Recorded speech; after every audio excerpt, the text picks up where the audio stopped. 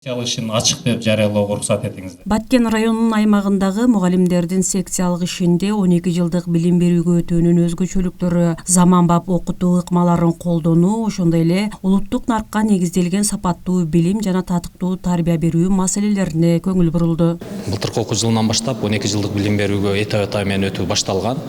Бүгүн ушул жалпы биздин аянтчада ушул 12 жылдык өткөн окуу жылындагы жетишилген ийгиликтер жана ошко баары талкууланып, тажрыйба алмашып, быйылкы окуу жылында дагы кандай иштерди алып барабыз ушул багытта иш жүргүзүлөт.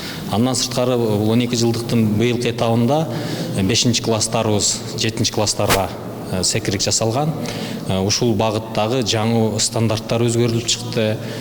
Программаларда өзгөрүүлөр бар, жаңы окуу китептери чыгып, агартуу меслилиги тарабынан таркатылууда.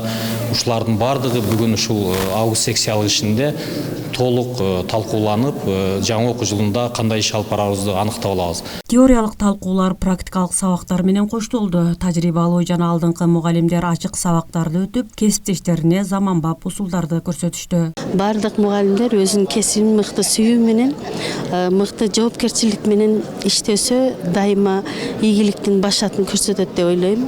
Эң негизгиси олимпиадага жакшы ийгиликтерге жетишүү, окуучуларды алдыга умтулууга үйрөтүү. Ушул жерде жаңы өнүккөн санариптик технологиялар боюнча таанышып, сабактын кандай методикалык билим берүү шарттары менен таанышып, өзүбүздүн билимдерди өркүндөтүү үчүн аракет кылып атабыз.